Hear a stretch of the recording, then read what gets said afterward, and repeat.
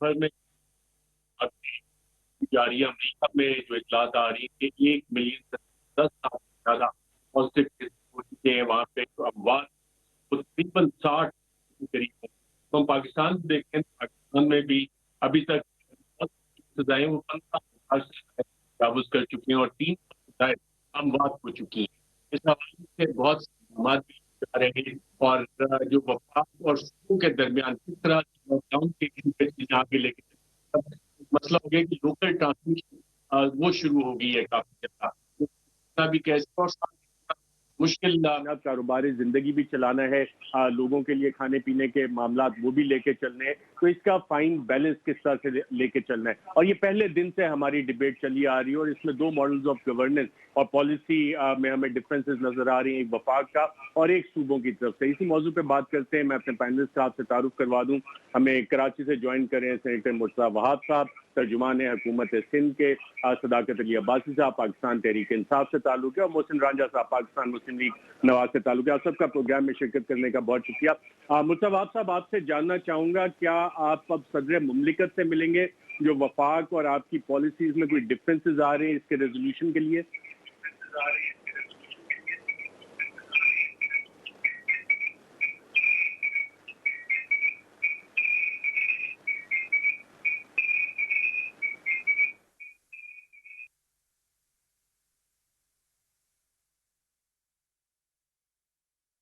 दोबारा रब्ता करने की कोशिश करते हैं। सदाकत अली अब्बासी साहब, जो इस वक्त सिंध हुकूमत के काफी ज्यादा कंसर्न्स हैं वफाक की पॉलिसीज के हवाले से, और हमारी इतलात ये है कि आज फैसला हुआ है सिंध हुकूमत का कि सदर मुमलिकत के सामने अपने तहफ़्फ़ुज़ात को रखा जाएगा। तो ये पॉलिसी जो डिफरेंसेस हैं, एक नया पेंडेमिक में जो क्राइसिस है, इमरजेंसी है, उसको डील करने की अप्रोचेस डिफरेंट है। तो अब लॉकडाउन के हवाले से जो चीजें लेके आगे चल रहे हैं, और सिंध हुकूमत कह रही है कि हम सदर मुमलिकत से मिलेंगे, हमारे जराए कह रहे हैं, हमारी कोशिश होगी कि मुर्तज़ा वहाब साहब से इसकी कंफर्मेशन भी लें। तो वफाक और सूबे एक पेज पे इस इमरजेंसी को डील करने के लिए अब तक क्यों नहीं आ सके? साहब बहुत शुक्रिया। जो आप कंसर्न बता रहे हैं, अभी तक खबर तो नहीं आई, जाहिर आपके ज़राए बता रहे होंगे, तो हो सकता है उनकी सदर साहब से मुलाकात हो जाए। लेकिन इस वक्त चीफ एग्जीक्यूटिव प्राइम मिनिस्टर हैं, और इस पैंडेमिक के हवाले से जितनी बाकायदगी से ये मीटिंग्स हो रही हैं, जिसमें सीएम सिंध और दीगर सीएम्स और प्राइम मिनिस्टर और सारे स्टेक होल्डर्स, सेहत के और आर्म फोर्सेस के, सारे बैठ के अगर वो हफ्तावार मीटिंग करते हैं और जो भी मुल्क की लॉकडाउन की और दीगर इस पैंडेमिक के हवाले से जो भी पॉलिसी है, वो इकट्ठी डिस्कस करके बनाते हैं। इसके बावजूद उनका डेमोक्रेटिक राइट है, वो प्रेसिडेंट साहब के पास जाएँ, अपना जो पॉइंट ऑफ व्यू है उसको एक्सप्लेन करें, और एक 18वीं तरमीम के बाद मोस्टली उनकी इख्तियारात हैं। अगर वो हमारे प्राइम मिनिस्टर की जो पॉलिसी लॉकडाउन के हवाले से है, स्मार्ट लॉकडाउन के हवाले से है, और लोगों के खाने-पीने की चीज़ें बंद ना करने के हवाले से है, अगर वो इख्तिलाफ करते हैं, तो मेरा नहीं ख्याल कि उनको कोई रुकावट है। वो अपने सूबे में जिस तरह का लॉकडाउन करना चाहें, उनके पास इंतज़ामी सारे एडमिनिस्ट्रेटिव इख्तियारात हैं।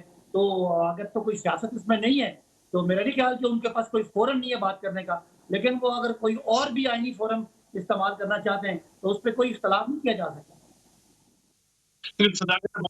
डिफरेंसेस आ रहे हैं पॉलिसी के हवाले से, अप्रोच चीफ आजम इमरान साहब कहते हैं, और अब हम देख रहे हैं कि दुनिया भर में ये बहुत बड़ी डिबेट हो रही है कि businesses कब खोलने, कैसे खोलने।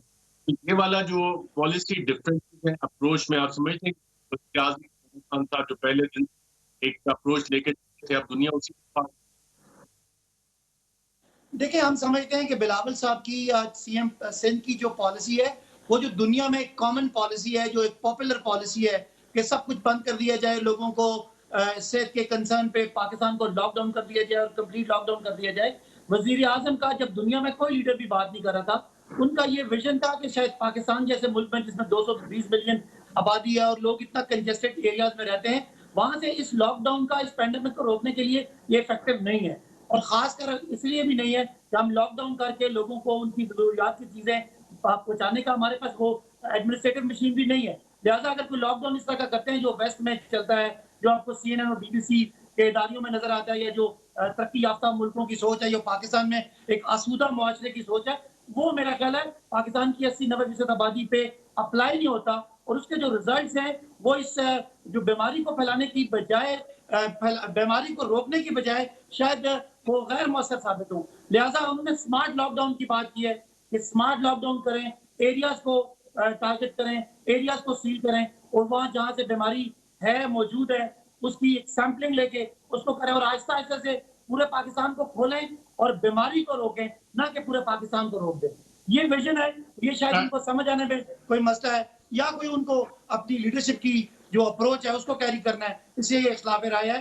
लेकिन आहिस्ता-आहिस्ता पूरी दुनिया इसको खोलने की तरफ आ रही है और प्राइम मिनिस्टर इमरान खान के विज़न के मुताबिक दुनिया भी अब इस बात को समझ चुकी है कि शायद इसकी कोई टेन्योर का, मुद्दत का कोई अंदाज़ा नहीं है कि 1 महीना, 2 महीने, 4 महीने, 6 महीने, तो शायद कंप्लीट लॉकडाउन इस मुल्क में मुमकिन नहीं है कि बीमारी को रोक सके। सदाकत भाई साहब, इकोनॉमिक इसकी कॉस्ट भी है लॉकडाउन की, जो प्रोजेक्शन आ रही है 55 बाद पहली दफा इकोनॉमी रिसेशन में जाएगी, जॉबलेसनेस बढ़ेगी, लोगों का रोजगार, गुर्बत में इजाफा होगा, गुर्बत के ऊपर लोग हैं उसमें इजाफा होगा।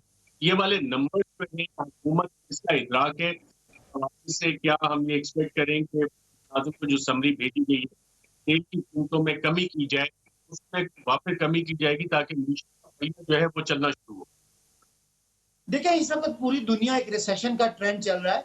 आपको पता है डिमांड ही नहीं है, बहुत सारे ऐसे फील्ड्स हैं जिधर कंज्यूमर ही नहीं है। तो जब डिमांड नहीं होती तो जाहिर है वो प्रोडक्शन नहीं होती तो उससे एम्प्लॉयमेंट नहीं होती, जब एम्प्लॉयमेंट नहीं होती लोगों की इनकम गिरती है, जब इनकम गिरती है तो वो जो तायुशात है, जो लग्जरीज हैं, उनकी डिमांड नहीं होती। लिहाजा एक मल्टीप्लायर इफेक्ट है और डाउनवर्ड मल्टीप्लायर इस वक्त पूरी दुनिया में देखा जा रहा है। तो मुझे इकोनॉमिक्स समझ आती है, उसमें अगर हम आइसोलेशन में हमारे यहाँ कोई रिसेशन आए तो वो बहुत डेवास्टेटिंग होगा, लेकिन अगर पूरी दुनिया रिसेशन में है तो उसमें शायद कंपैरेटिवली इन्फ्लेशन का दबाव कम होगा और हुकूमत पूरी तरह इकोनॉमी को स्टिमुलस देने के लिए और जो तबकात बहुत बुरी तरह जिन पे असर हुआ है उनको रिलीफ देने के लिए और उनकी डिमांड को मेंटेन करने के लिए ताकि वो बुनियादी चीजें खरीद सके, हुकूमत उनको पैकेज भी दे रही है और साथ साथ जो इंडस्ट्रीज खासकर जो मीडियम और स्मॉल स्केल इंडस्ट्रीज है उनको ग्रोथ के लिए उनके बिजली के बिल कम किए जा रहे हैं, उनको किराए की मद में छूट दी जा रही है और उनको एक आप समझ लें कि स्टिमुलस पैकेज भी दिया जा रहा है और जो आहिस्ता आहिस्ता सेक्टर वाइज हम उसको बढ़ाएंगे और अगले हफ्ते में शायद अगले हफ्ते 10 दिन में एक नया पैकेज भी आ जाएगा। एक आज पैकेज अनाउंस हो गया है कल के कैबिनेट मीटिंग के बाद। तो इसका पूरी बहुत शुक्रिया हमें ज्वाइन करने का।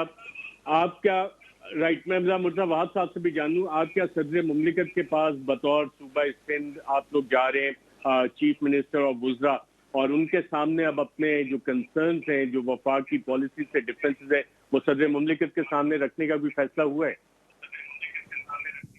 बिस्मिल्लाहिर्रहमानिर्रहीम। अरशद, सदर मुमलिकत वफाक की अलामत है।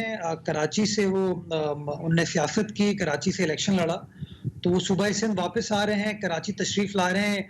उन्होंने वज़ीर आला सिंध से मिलने की ख्वाहिश का इजहार किया अपनी टीम के साथ, वफाकी हुकूमत के कुछ वज़रा के साथ। तो कल वो वज़ीर आला हाउस पहली बार तशरीफ़ ला रहे हैं, हम उनको वेलकम करेंगे। और जो कोरोना वायरस के हवाले से सिंध हुकूमत की काविशें रही हैं इसकी रोकथाम के लिए, और जो हमें प्रैक्टिकल डिफ़िकल्टीज़ का सामने, वो तमाम मामला सदर मुमलिकत के सामने रखेंगे, because he is the symbol of federation. और जो गुजारिशात उनके सामने हम पेश कर सकते हैं in the best interest of the people of the province, वो गुजारिशात की जाएंगी। इस पर भी पॉलिसी डिफरेंसेस जो हैं कि जनाब लॉकडाउन कितना होना चाहिए, लॉकडाउन कब रिलैक्स करना चाहिए, और अब जब लोकल ट्रांसमिशन के केसेस भी काफी ज्यादा शुरू हो गए और जो टेस्टिंग के हम नंबर्स देख रहे हैं, सिंध जो कल तक की अपडेट थी कि 4000 टेस्ट सिंध ने किए, और पंजाब जिसकी पॉपुलेशन सिंध से ज्यादा है वहां पे 2000 टेस्ट हुए। तो इन नंबर्स बाकी सूबों में टेस्टिंग के कम हो रहे हैं, लेकिन सिंध बदस्तूर ज्यादा टेस्ट किए जा रहे हैं। तो इसमें बाकी सूबों की टेस्टिंग क्यों कम होगी, इसकी क्या वजह आपको समझ आती है? अर्शद साहब, मेरे लिए मैं समझता हूँ मुनासिब नहीं होगा कि मैं किसी और सूबे के लिए बात करूं, लेकिन जहाँ तक सूबा सिंध का ताल्लुक है, जब 26 तारीख को पहला केस आया था कोरोना वायरस का, सूबा सिंध की टोटल कैपेसिटी 80 टेस्ट की थी पर डे। हमने ग्रेजुअली चीज़ों को बेहतर बनाया और अब अल्हम्दुलिल्लाह पिछले एक हफ्ते से आप देख सकते हैं कि हम कॉन्स्टेंटली 3,500-4 हज़ार टेस्ट डेली कर रहे हैं, जो कि बाकी सूबों के मुकाबले में बड़ा नंबर है। मैं समझता हूँ ये शो करता है कि जो बातें माजी में सिंध हुकूमत ने की हैं टेस्टिंग के हवाले से, कोरोना वायरस के हवाले से, अपनी कैपेसिटी के हवाले से, अपनी प्रिपरेशन के हवाले से, उन तमाम बातों को अमल दरामद करने के लिए सिंध हुकूमत ने हकीकी तौर पर काम किया है। और जो जो इल्ज़ामात वफाकी हुकूमत के कुछ वज़रा हमारे ऊपर लगा रहे थे कि शायद हम सियासत करने की कोशिश कर रहे हैं या हम पॉइंट स्कोरिंग करने की कोशिश कर रहे हैं, मैं समझता हूँ वक्त ने साबित किया है कि सिंध हुकूमत ने जो जो कहा है वो अल्हम्दुलिल्लाह करके दिखाया है। बिकॉज सिंध हुकूमत समझती है कि इस वक्त काम करने की ज़रूरत है, मामलात को रिजॉल्व करने की ज़रूरत है, और कॉमन ग्राउंड जहाँ जहाँ आपको मिलता है, जहाँ आप लोगों की खिदमत कर सकते हैं, मैं समझता हूँ हर किसी को अपना अपना किरदार अदा करने की ज़रूरत है। राइट, मोहसिन शाहनवाज रानी साहब, शुक्रिया आपने प्रोग्राम में हमें ज्वाइन किया है। जो आपको अप्रोचेस में डिफरेंस नजर आ रहे हैं और जो इस वक्त थ्रेट है कोरोना वायरस की, क्या आपको लग रहा है कि ये बढ़ती जा रही है? क्योंकि लोकल ट्रांसमिशन के केसेस हमें ज्यादा देखने में आ रहे हैं। जी अर्शद साहब, बहुत शुक्रिया आपने प्रोग्राम में बुलाने का। बिल्कुल यही मैं समझ रहा हूँ कि जब से लॉकडाउन, जो ये एक सॉफ्ट लॉकडाउन का कॉन्सेप्ट दिया है, देखिए हमारी कौम का जो टेम्परामेंट है वो काफी कैजुअल है। हम कैजुअली चीजों को लेते हैं। हम उस तरीके से अवेयरनेस के मामले में भी पीछे रहे।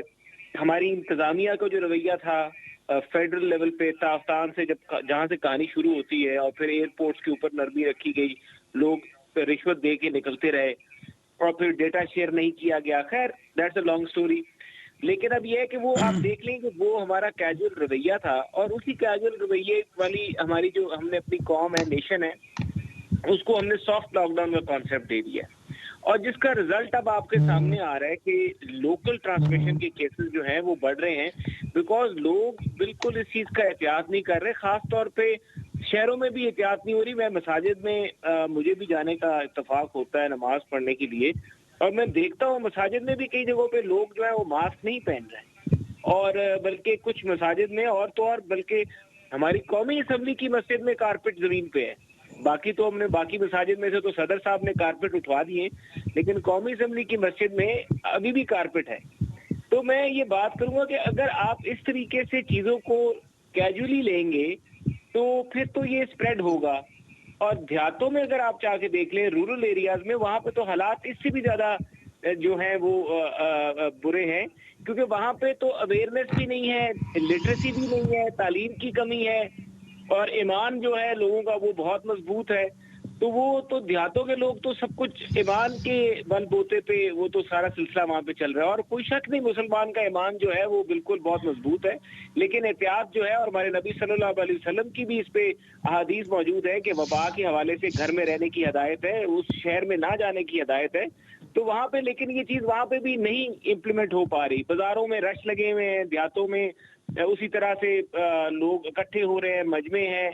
तो अगर ये इस तरीके से सिलसिला रहा तो आई थिंक ये तो बहुत तेजी से फैलेगा, और इस तरीके से फैलेगा कि ये कंट्रोल से बाहर हो जाएगा, और हमारे हॉस्पिटल्स, हमारे डॉक्टर्स कम पड़ जाएंगे। डॉक्टर्स के हवाले से नंबर्स आ रहे हैं कि वो भी इन्फेक्ट हो रहे हैं। पंजाब के नंबर्स आए, बलूचिस्तान से आ रहे हैं, केपी से, सिंध से आ रहे हैं कि डॉक्टर्स और पैरामेडिकल स्टाफ वो भी इन्फेक्ट हो रहा है। और साथ साथ इसका एक एलिमेंट जो है वो लिंक्ड है मईशत के साथ। जो वफाकी हुकूमत के नंबर्स आ रहे हैं, जब बजट की तैयारी हो रही है कि बेरोजगारी बढ़ रही है, सतह गुर्बत से नीचे जो लोग हैं उनके नंबर्स में इजाफा हो रहा है। तो इन चैलेंजेस को लॉकडाउन और स्मार्ट लॉकडाउन, जो कि अब सिंध हुकूमत में भी शायद ये एक सोच पाई जा रही है कि स्मार्ट लॉकडाउन की तरफ शायद सिंध हुकूमत भी सोची है कि जी को मैंने रिलैक्स करना है। तो इससे सारी चीजों को बैलेंस करना किस तरह से मुमकिन होगा? अर्शद साहब, मैं भी सुन रहा था अब्बासी साहब की बातों को, और वही स्मार्ट लॉकडाउन के हवाले से बात कर रही थी। जरा इनसे पूछिए कि स्मार्ट लॉकडाउन होता क्या है, हैंडसम लॉकडाउन कौन सा होता है? ये देखिए, हमारी जो कौम है उसको जब तक आप क्लैरिटी के साथ चीज़ों को नहीं समझाएंगे वो कंफ्यूजन का शिकार रहेगी। हमारा पहले दिन से ये मौक़िफ़ रहा है कि लॉकडाउन वो वाहिद तरीका है जिसको दुनिया भर में इस्तेमाल किया गया कोरोना वायरस की वबा के रोकथाम के लिए। और आज जो हम बड़ा प्राउडली कह रहे हैं कि अल्हम्दुलिल्लाह पाकिस्तान के अंदर नंबर्स इतने ख़तरनाक नहीं हैं, तो शायद उसकी वजह ये है कि हमने लॉकडाउन सही टाइम पर कर लिया था। अब बजाय इसके कि हम उस लॉकडाउन को फर्दर इन्फोर्स करें ताकि इस वबा को कंप्लीटली कंट्रोल कर सकें, मिनिमाइज कर सकें, हम कह रहे हैं कि नहीं जी, लेट्स बिकम कंप्लेसेंट और हम लॉकडाउन को नरमी की तरफ चले जाएं, हम फला चीज खोल दें, फला चीज खोल दें। मैं समझता हूँ ये कंफ्यूजन की वजह से लॉकडाउन की ओवरऑल स्ट्रैटेजी बड़ी बुरी तरीके से मुतासिर हुई है। और मैं समझता हूँ जिस तरह शुरू में, जैसे मेरे भाई शाहनवाज रांझा कह रहे थे कि ताफ्तान बॉर्डर पे जो मैस क्रिएट हुआ, एयरपोर्ट्स पर जो मैस क्रिएट हुआ, वो बड़ी मुश्किल से प्रोविंशियल गवर्नमेंट ने काम करके उस मैस को साफ करने की कोशिश की थी। और अब जब हम उस सिचुएशन में है जहां हमने मैस को थोड़ा बहुत कंट्रोल कर लिया, वो जो ताफ्तान बॉर्डर के लोग थे अल्हम्दुलिल्लाह सारे रिकवर होके अपने अपने घरों पर चले गए, तो हम कहते हैं जी लॉकडाउन को नरम कर दें। हम बार बार इकोनॉमी की बात कर रहे हैं। अरशद साहब आप मुझे बताइए, क्या पिछले 20 महीने में पाकिस्तान की मईशत बहुत आइडियल रही है? क्या पाकिस्तान की मईशत ने बड़ा बूम पाया है? अभी सदाकत अब्बासी साहब कह रहे थे कि दुनिया भर में रिसेशन है, तो आप मुझे बताइए हम एक्सपोर्ट ऑर्डर्स कहाँ ले आएंगे? आप मुझे बताइए दुनिया भर में रिसेशन है, कौन कंस्ट्रक्शन इंडस्ट्री में इन्वेस्ट करेगा? लेकिन इसके बावजूद फेडरल गवर्नमेंट का इसरार है इस बात पे कि हमें इन चीज़ों पर रियायत देने की ज़रूरत है। देखिए हम समझते हैं कि वाहिद तरीका इस सिस्टम से, इस परेशानी से निकलने का वो एहतियात है। और एहतियात करने का एक बुनियादी फ़ायदा है कि अगर आप एहतियात करेंगे तो जो पेशेंट्स का तनासुब है, इस वायरस का तनासुब है, उसको रोक पाएंगे। नंबर ऑफ पेशेंट्स को इंक्रीज होने से आप रोक पाएंगे। और जब आप नंबर ऑफ पेशेंट्स को आप रोकेंगे तो आपका हेल्थ केयर सिस्टम जो है वो सस्टेन कर पाएगा, नंबर 1। नंबर 2, आपको वक्त मिलेगा कि आप अपने हेल्थ केयर सिस्टम को फर्दर बीफ अप कर सकेंगे, अपने हेल्थ केयर सिस्टम को मजीद बेहतर बना सकेंगे। आप मुझे बताइए अरशद साहब, पिछले 2 माह के अंदर हमने अपने हेल्थ केयर सिस्टम को बेहतर बनाने के लिए क्या काम किया है? आप चले किसी सूबाई हुकूमत की बात ना करें, आप मुझे बताएं क्या इस्लामाबाद में पिम्स अस्पताल में आइडियल सिचुएशन है? आप लोग जो इस्लामाबाद में बसते हैं, क्या आपकी रोकथाम के लिए, आपको कोरोना वायरस से बचाने के लिए कितने आइसोलेशन सेंटर्स उन्होंने स्टैब्लिश कर लिए हैं? कितने उन्होंने वार्ड ऐसे स्टैब्लिश कर लिए हैं जहां पर कोरोना वायरस के पेशेंट्स को ये मुंतकिल करेंगे? मैं समझता हूं गवर्नमेंट को अपनी स्ट्रैटेजी में क्लैरिटी लाने की ज़रूरत है, इफेक्टिव तरीके से काम करने की ज़रूरत है, चारों सूबों को, वफाक को मिलकर काम करने की ज़रूरत है। और खुदारा मैं समझता हूँ इस इशू के ऊपर सियासत से गुरेज करना चाहिए। हम सबको मुत्तहद अंदाज से एक कौम होने के हैसियत से काम करने की ज़रूरत है। सिंध हुकूमत तैयार है कि तमाम सियासी इख्तलाफात के बावजूद हम तहरीक इंसाफ की हुकूमत के साथ काम करना चाहते हैं ताकि मैक्सिमम रिलीफ पाकिस्तान की आवाम को मिल सके और इस वबा को हम काबू पा सकें। एक तो स्मार्ट लॉकडाउन जानना चाह रहे हैं, मोहसिन रंजन साहब ने जिक्र किया, सेनेटर मुस्तफा साहब भी जिक्र करें, ये स्मार्ट लॉकडाउन होता क्या है वो जानना चाह रहे हैं। इस हवाले से साथ जो पूरी रिसेशन की बात है और पिछले 20 माह का उन्होंने जिक्र किया कि उसमें क्या कुछ हुआ, मईशत क्या अपर ट्रेजेक्टरी पे जा रही थी, और तीसरा कि जो ट्रांसमिशन अब हो रही है, क्या अभी भी वक्त नहीं है कि सारे इकट्ठे बैठ के इस इमरजेंसी का मुकाबला करें? अच्छा साहब, जहाँ तक इकट्ठे बैठने की बात है तो वो तो हम इकट्ठे बैठते हैं। नेशनल जो एनसीसी की मीटिंग होती है उसमें सारे इकट्ठे होते हैं और सबकी राय ली जाती है, लेकिन बदकिस्मती से हमारे यहाँ वहाँ बैठ के और बात की जाती है और बाहर आके और बात की जाती है। अभी आपने टेस्टिंग की बात की तो मेरी जो मालूमात है इसके मुताबिक 77,000 टेस्ट जो है वो पंजाब में हुए और तकरीबन 48,000 टेस्ट जो है वो सिंध में हुए हैं। और दोनों हमारे अपने सूबे हैं, दोनों के लोग मेरे लोग हैं। लेकिन अगर कंपैरेटिवली देखें तो अगर रेशो देखें पॉपुलेशन का, उस हिसाब से सिंध में ज्यादा पेशेंट आए, जो ज्यादा कंसर्न की बात है। हालांकि सिंध की गवर्नमेंट जो है इनके हिसाब से जो लॉकडाउन इन्होंने एक सवाल पूछ सकता हूं? वो ज्यादा सख्त है जी, ज्यादा सख्त है। मैं अगर मुर्तजा भाई 2-3 बातें कर लूं फिर आप बोलिएगा। जी जी, तो कहने की बात ये है कि अगर आप समझते हैं कि कहीं हमारे लॉकडाउन की बजाय आप वाला बेहतर है तो कोई रुकावट नहीं। अब नया सवाल कि स्मार्ट लॉकडाउन है क्या? स्मार्ट लॉकडाउन ये है कि जहाँ कोई कोरोना का केस आता है उस वार्ड को, उस ब्लॉक कोड को, उस मोहल्ले को, उन गलियों को सील कर दिया जाता है। वहाँ पे उनको खाना, दवाइयाँ और ज़रूरियात पूरी की जाती हैं और उनको पूरे उस एरिया को क्वारंटीन बना करके उनको टेस्ट किए जाते हैं। और वो टेस्ट की बुनियाद पे बजाय कि हम पूरे पाकिस्तान को बंद करें और वो बंद ना हो सके, हम उस एरियाज को बंद करते हैं। 250 इस वक्त एरियाज सिर्फ पंजाब में जो कंप्लीट सील्ड हैं या जिसको हम कंप्लीट लॉकडाउन कहते हैं। हम ये कहते हैं कि हमने बीमारी को रोकना है। अगर आप वो जगह जिस तरह स्कूल हमने बंद किए हुए, रेल बंद है, पब्लिक ट्रांसपोर्ट बंद है, सोशल गैदरिंग बंद है, सारे क्लब बंद है, आपके यानी आप बोलते जाएं, आपके शादी हॉल बंद है, रेस्टोरेंट बंद है, होटल्स बंद है। ये इसलिए बंद है कि ये वो जगह है जहाँ पे बहुत ज्यादा खतरा है। लेकिन जिस तरह की आपकी मेडिकल स्टोर्स हैं, आपकी फूड शॉप्स हैं, आपकी डिलीवरी के वो बिजनेसेस हैं, वो हमने खोलने हैं। ये जो बिजनेस आप बात करें ना इकोनॉमी की परफॉर्मेंस ठीक नहीं थी। वो चाहिए 3 कुछ परसेंट या चलें 2.5% ग्रोथ थी। अब मेरे भाई ग्रोथ की बात नहीं है, अब तो नेगेटिव ग्रोथ की बात है। अब इकोनॉमी की बात नहीं है, अब खाने की बात है, अब लोगों को बुनियादी जरूरतें पूरा करने की बात है। अगर आप लॉकडाउन कर देते हैं, ट्रांसपोर्ट बंद कर देते हैं, ये चीजें नहीं होती। Smart lockdown is geo fencing करते हैं उस एरिया की। अभी आप जाएं किसी सॉफ्टवेयर पे, वो आपको बता देगा कि इस्लामाबाद के किन किन एरियाज में केसेस हैं और कौन कौन से एरियाज सील्ड हैं। ये है स्मार्ट लॉकडाउन। इकोनॉमी की बात नहीं है, लोगों की बुनियादी जरूरतें पूरा करने की बात है। बदकिस्मती से हमारे पाकिस्तान में जो सियासत होती है, जो पॉलिसी बनती है, वो एलीट के लिए बनती है। आम बंदों के रहन सहन का शायद मुर्तजा साहब जैसे खुशहाल लोगों को अंदाजा कम है, इसीलिए वो बात करते हैं। जैसे मेरे घर में बात होती है कि बाहर ना निकले, हम मर जाएंगे, लेकिन हमें नहीं पता कि जहाँ एक घर में 8 लोग हैं, वो बाहर ना निकलेंगे, फिर भी उनको कोरोना हो जाएगा। लिहाजा इसको वाइज अक्लमंदी से स्मार्ट तरीके से लॉकडाउन करेंगे ताकि हम लोगों को जिंदा भी रख सकें, इकोनॉमी को छोड़ें, जिंदा भी रख सकें और उनको हेल्थ वाइज बचा भी सकें। अब जो रही बात कि हम पूरी दुनिया में अगर रिसेशन है तो रिसेशन को डील करना है, रिसेशन को एक्सेप्ट करके मुर्तजा साहब हाथ पे हाथ रख के नहीं बैठना। हमने साथ साथ कोशिश करनी है कि रिसेशन का पीरियड शॉर्टन हो और वो इंडस्ट्रीज जिनका ज्यादा बड़ा इफेक्ट है उनको चलाया जाए। ये जो हम बात कर रहे हैं कंस्ट्रक्शन की, कंस्ट्रक्शन इंडस्ट्री वो है जिसमें आप सोशल डिस्टेंसिंग रख के आप 40 एलाइड इंडस्ट्रीज को एक्सपैंड कर सकते हैं। लिहाजा जो अनएम्प्लॉयमेंट का प्रेशर है, जो आपके रेवेन्यू शॉर्टफॉल का प्रेशर है, जो गुर्बत का प्रेशर है, जो आपकी चीजों की in the long run supply का प्रेशर है, जो आपके बिजनेसेस छोटे बिजनेस से मर जाने का जो डर है, उसको हम बचा सकें। लिहाजा दिहाड़ीदार के लिए हमने 70,000 का पैकेज भी दिया, लेकिन इसके बावजूद ये चीजें करनी है ताकि आपकी इकोनॉमी खुदा न खास्ता मौके आ गया। मुर्तजा वहाब साहब, स्मार्ट लॉकडाउन भी आपको समझ आ गया होगा कि किस तरह से स्मार्ट लॉकडाउन हो रहा है, और जो नंबर्स ऑफ टेस्ट जो हैं पंजाब के और सिंध के सदाकत अब्बासी साहब ने एक ओवरऑल फिगर दी है, और पिछले 2 दिन में ये ओवरऑल फिगर इसी तरह तनासुब जा रहा है या कि 2 दिन में इसमें फर्क आया है? अर्शद साहब में थोड़ी टेक्निकल फॉल्ट आया था, आज ठीक हो गया। सॉरी मुर्तजा, पंजाब में 2 दिन से फॉल्ट था तो टारगेट के टेस्ट हो रहे थे, लेकिन ओवरऑल टेस्ट पंजाब में डबल है तकरीबन सिंध से। मेरे ख्याल में टेक्निकल फॉल्ट 20 माह से है पंजाब में। पिछले 1 हफ्ते की अगर आप फिगर उठा के देखते हैं अरशद साहब, तो ये जो नंबर्स हैं वो सिंध के पंजाब से एक्सीड कर गए हैं। ये 1 हफ्ते से सिचुएशन है, ये पिछले 2 दिन की बात नहीं है।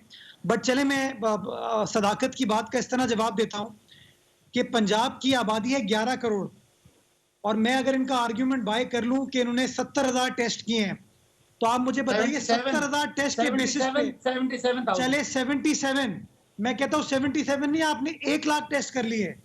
1 लाख टेस्ट के बेसिस पे आप 11 करोड़ के सूबे को कैसे एसरटेन कर सकते हैं कि किस एरिया के अंदर आप लॉकडाउन कर सकते हैं, किस एरिया में नहीं कर सकते? आप मुझे बताइए क्या परसेंटेज बनी 11 करोड़ की 77,000? तो प्लीज खुदा सदाकत, पंजाब पाकिस्तान की रेशो इंडिया से बेहतर है, बांग्लादेश से बेहतर है, नहीं यार, श्रीलंका से बेहतर है। हमारा 455 पर मिलियन है, जबकि इंडिया का 290 पर मिलियन है, बांग्लादेश का 180 पर मिलियन है और श्रीलंका का 200 पर मिलियन टेस्टिंग कैपेसिटी है। मैं जवाब दूं? जी जी अरशद साहब, सिंध का पर मिलियन का तनासुब जो है वो पंजाब से बेहतर है, ये चेक कर लीजिए आप। लेकिन ये नंबर सफिशिएंट नहीं है कि आप इस्लामाबाद में बैठ के ये फैसला करें कि झेलम के अंदर कितने नंबर हैं, टोबा टेक्सिंग में कितने हैं, गुजरावाला में कितने हैं। ये बहुत ही छोटा सा नंबर है, आप पूरे सूबे के लिए बात नहीं कर सकते हैं। तो खुदारा जब तक आप अपनी टेस्टिंग की कैपेसिटी को बेहतर नहीं बनाएंगे, जब तक आप डेली कई हजार टेस्ट नहीं करेंगे, तब तक मैं समझता हूं मेरे लिए कहना मुनासिब नहीं है कि हम सेफ एस्टिमेट कर सकते हैं नहीं कर सकते। इन्हीं के वफाकी वजीर असद उमर साहब ने सदाकत में 1 मिनट, सदाकत में 1 मिनट, सवाल 1 मिनट, एक सिर्फ बात करें। पंजाब की कैपेसिटी है 6000 और सिंध की कैपेसिटी है 3000, आबादी के हिसाब से बराबर है दोनों? नहीं, सिंध की कैपेसिटी है 4800 बाय द वे। आपके फिगर सही नहीं है, शायद कोई मिसगाइड कर रहा है आपको। चले पंजाब असद उमर साहब ने, सदाकत भाई, अच्छा सदाकत भाई मेरी बात सुने, रुके एक मिनट। असद उमर साहब ने नेशनल टेलीविजन पर आके कहा था कि हम कितने दिन में 50,000 टेस्ट डेली करेंगे। जफर मिर्जा साहब ने नेशनल टेलीविजन पर आके कहा था हम 25,000 टेस्ट डेली कितने दिन में करेंगे। ये बात किए हुए कई दिन हो गए, ये बात पूरी हुई। ये शो करता है कि कहीं ना कहीं नंबर्स का फुकदान है, प्रिपरेशन का फुकदान है। वफाक बयानबाजी में बिलीव करता है, शायद ऑन ग्राउंड वो चीजें अवेलेबल नहीं है। लम्हा फिक्री है जिसको हम सबको बहसियत कौम ठीक करने की जरूरत है। मैं कोई इस पर तनकीद नहीं कर रहा, सबने निपटना है। और वर्ल्ड हेल्थ ऑर्गेनाइजेशन भी बार बार यही कह रही है कि टेस्टिंग टेस्टिंग टेस्टिंग। और ये नंबर्स का जो इस वक्त हमारे सामने मामला है, इस हवाले से मजीद बात करेंगे। पॉलिसी मेकिंग के लिए, डिसीजन मेकिंग के लिए कितना अहम है, इस हवाले से बाद मोहसिन रांझा साहब के पॉइंट ऑफ व्यू लेते हैं एक वक्त के बाद।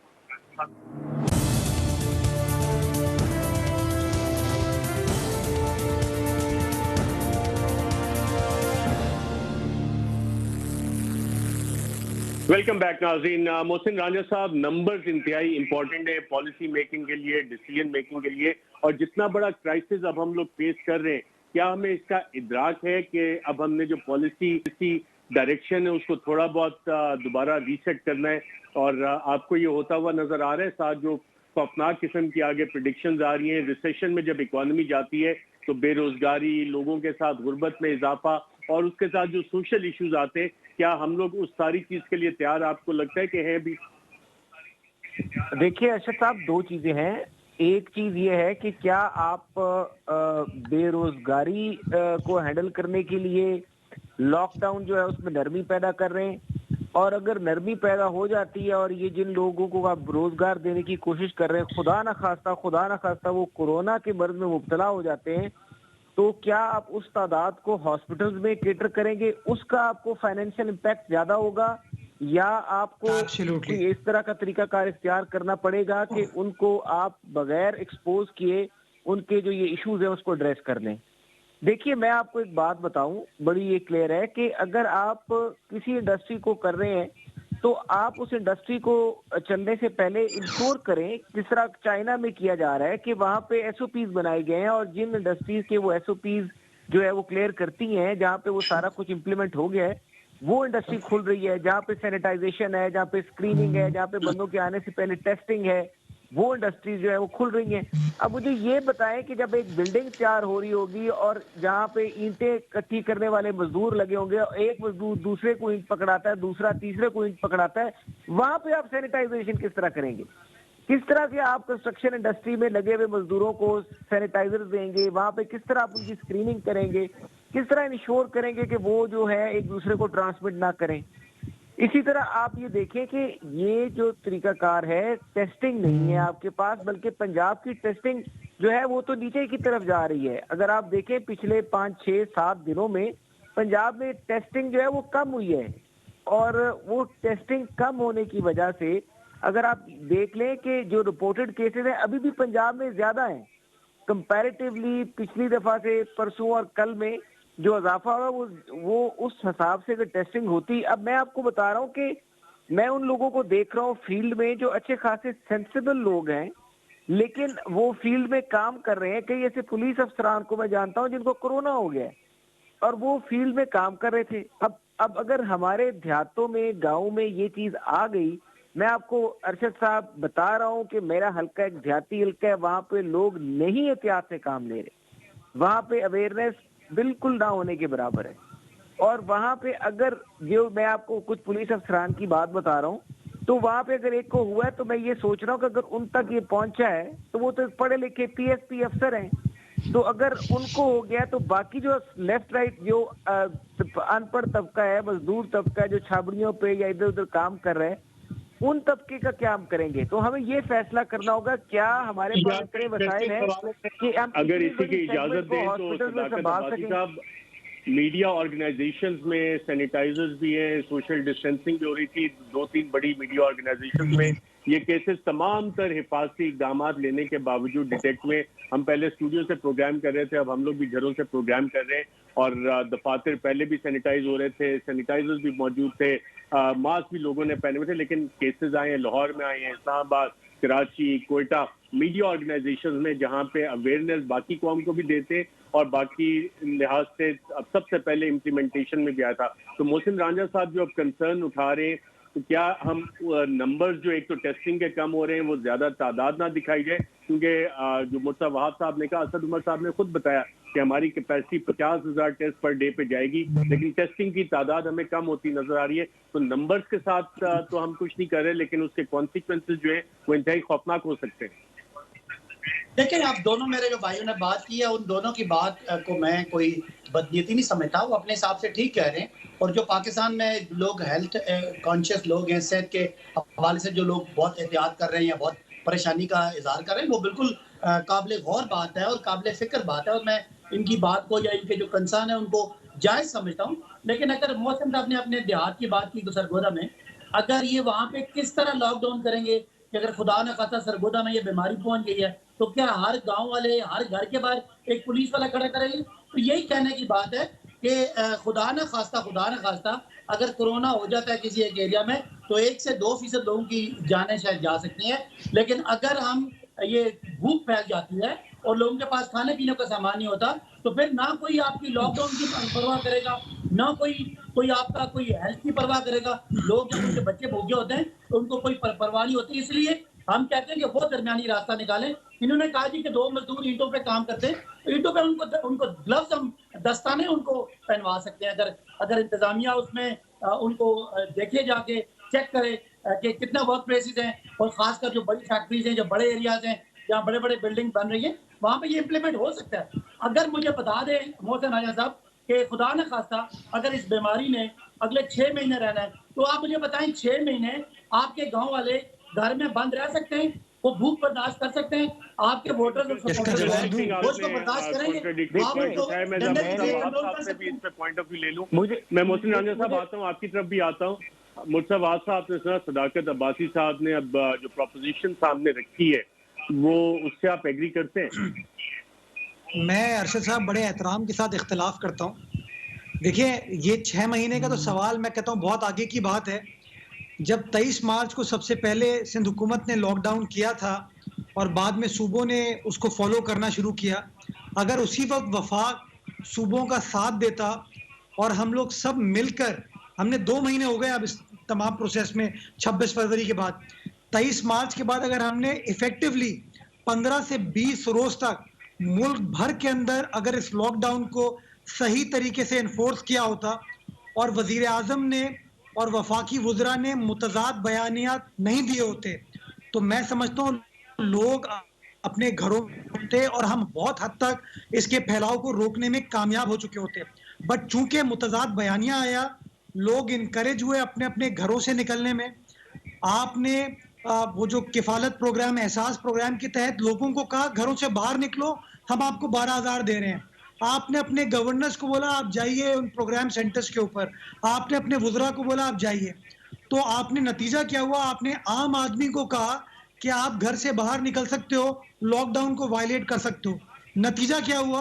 आपका गवर्नर सिंध जो है वो इन्फेक्ट हो चुका है, आपके बहुत सारे इस वक्त एमपीएस इन्फेक्ट हो चुके हैं।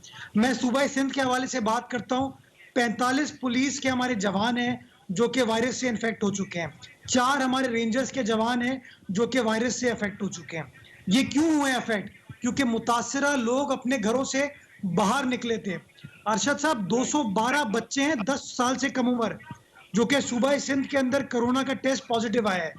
ये बच्चे तो बाहर नहीं निकले ना, इन बच्चों के तो स्कूल बंद हैं, इनको कैसे इनका टेस्ट पॉजिटिव आया? अपनी गवर्नमेंट की नाकामी वो सवाल जो आपने, ये तो आप अपनी हुकूमत की नाकामी को मान रहे हैं। और एक साल हमारे सामने आ रही है, न्यूजीलैंड की मिसाल आ रही है जो मुर्तज़ा वहाब साहब बात कर रहे हैं कि इनिशियली अगर आपने इफेक्टिव लॉकडाउन किया होता तो आज शायद आप न्यूजीलैंड वाली पोजीशन में होते कि आपके केसेस बिल्कुल कम हो गए होते और आप सारे बिजनेसेस खोल रहे होते। पहले दिन से यूनिफॉर्म डिसीजन अक्रॉस हम खोलने की तरफ कंट्री जा रहे लिए गए होते तो शायद लोकल ट्रांसमिशन ना होती। और न्यूजीलैंड की एग्जांपल आज पूरी दुनिया उसको भी देखती है, चाइना की भी एग्जांपल हमारे सामने, और दूसरा पर्टिकुलरली सरगोदा की आपने मिसाल दी थी, काश हम तो सदाकत न्यूजीलैंड और अब्बासी चाइना साहब का जो होते, सवाल है उसका भी जवाब काश देते हैं। हमारे पास कुछ खाने को होता, जी हमारे मैं पास इस हेल्थ पे का निजाम होता।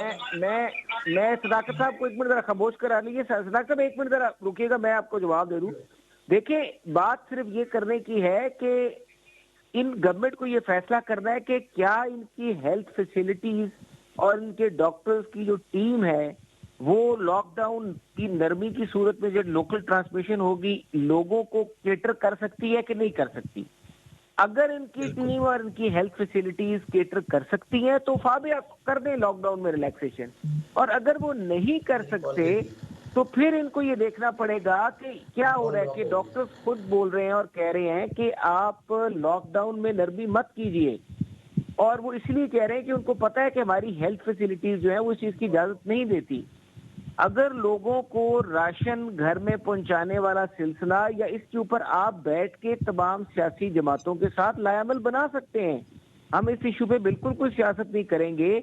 और मैं आपको बताता चलूं कि कई ऐसे लोग हैं जो गवर्नमेंट के से हट के अपनी जेबों से हर जगह पे अपने देहातों में ये सिलसिला चला रहे हैं और अल्लाह की रजा के लिए कर रहे हैं, तस्वीरें बनाने के लिए नहीं कर रहे। सदाकत तो अब्बासी इनको साहब ये कंसर्न्स आ रहे हैं और फाइनेंस मिनिस्टर उसमें यही बात, रिसेशन अपनी जगह, लॉकडाउन में नरमी ना की, मिनिस्ट्री भी यही बात करती है। Policy decision making it's a difficult choice. Arshad साहब मुझे कॉल कट गई थी, तो दोबारा प्लीज सवाल रिपीट कर दीजिएगा, मैं सुन नहीं सका। जो फाइनेंस मिनिस्ट्री है उन्होंने भी जो अपनी प्रोजेक्शन दी है कि इंटरनेट की हेल्थ फैसिलिटी अगर थोड़ा ज्यादा फैल गया तो इकोनॉमिक नंबर कैटास्ट्रोफिक हो सकते हैं। देखिए ये पॉसिबिलिटी है, अगर खुदा न खासा जिस अभी तक तो जो भी जिस तरह जिस रेट से फैला है, हमें उम्मीद है, अल्लाह से ये दुआ भी है कि ये इसका इतना तादाद इतनी ना बढ़ जाए कि हमारी हेल्थ फैसिलिटी जो हम कोशिश कर रहे हैं कि उसके बीमारी के साथ साथ उसको एक्सपैंड, वजह क्या है उसको नहीं, इसका वजह ये है कि हमने लॉकडाउन किया, लॉकडाउन है एग्जैक्टली। देखिए ना अब मुर्तजा मुझे बात करने दें, देखिए लॉकडाउन से कोई अल्लाह